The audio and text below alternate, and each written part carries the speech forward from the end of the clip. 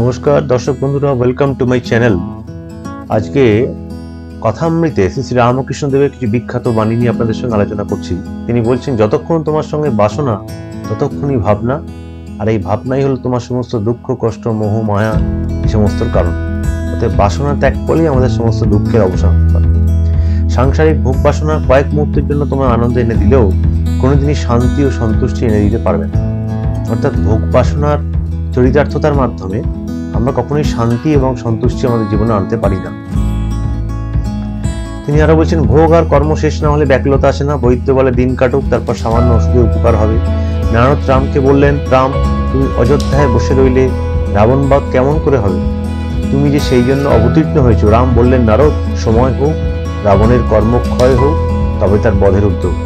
অর্থাৎ সময় না হলে কিছুই হয় না, এবং ভোগ এবং কর্ম শেষ হলে যখন মানুষের মনে ব্যাকুলতা আসে তখনই সে আধ্যাত্মিক পথের দিকে অগ্রসর হতে পারে। দর্শক বন্ধুরা, এরকম আরো ভিডিও নিয়ে আমার চ্যানেলে আসবো। আমার চ্যানেলটিকে ভালো লাগলে আপনারা বেল আইকন টিপে সাবস্ক্রাইব করুন। আশা করি আপনাদের এই সমস্ত ভিডিওর মাধ্যমে আপনাদের অনেক কিছুই তথ্য দিতে পারবো। তিনি বলছেন, ফল বড় হলে ফুল আপনিই উড়ে যায়, দেবত্বের প্রভাব বাড়িলে নরত্ব আর থাকে না। অর্থাৎ দেবত্বের দিকে যত আমরা অগ্রসর হব তত নরত্বের অবসান। তাকে ব্যাকুল হয়ে প্রার্থনা করতে হয়, আন্তরিক হলে তিনি প্রার্থনা শুনবেনই শুধু। অর্থাৎ ঈশ্বরের কাছে আন্তরিকভাবে ব্যাকুল হয়ে কেউ যদি প্রার্থনা করতে পারে, তাহলে সেই প্রার্থনা ঠাকুর বলছেন তার কাছে গিয়ে পৌঁছো, নিশ্চয়ই পৌঁছো। তিনি বলছেন, নিষ্ঠার পরে ভক্তি, ভক্তি পাকিলে ভাব হয়, ভাব গণীভূত হলে মহাভাব, সর্বশেষে প্রেম। অতএব ভক্তি, ভাব এবং ভাবের পর মহাভাব এবং প্রেমের স্তরে, ভগবত প্রেমের স্তরে আমরা উত্তীর্ণ হতে পারি। ঠাকুর বলছেন, তার নাম সর্বদাই করতে হয়।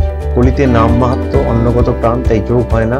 তার নাম করে হাততালি দিলেই সমস্ত পাপ পালিয়ে যায়। সৎসঙ্গ সর্বদা করা দরকার। গঙ্গার যত কাছে যাবে শীতল হাওয়া তত পাবো, অগ্নির যত কাছে যাবে ততই তুমি উত্তাপ পাবে। অতএব আমাদের সৎসঙ্গ করতে হবে, আমাদের নাম করতে হবে, এবং সাংসারিক কর্মের মধ্যেও ঈশ্বরকে ডাকার সময় বার করে নিতে হবে। দর্শক বন্ধুরা, আজকে এটুকুই। আগামী দিনে আরো ভিডিও নিয়ে আমার চ্যানেলে আসবো। Thanks for watching. সকলে ভালো থাকুন।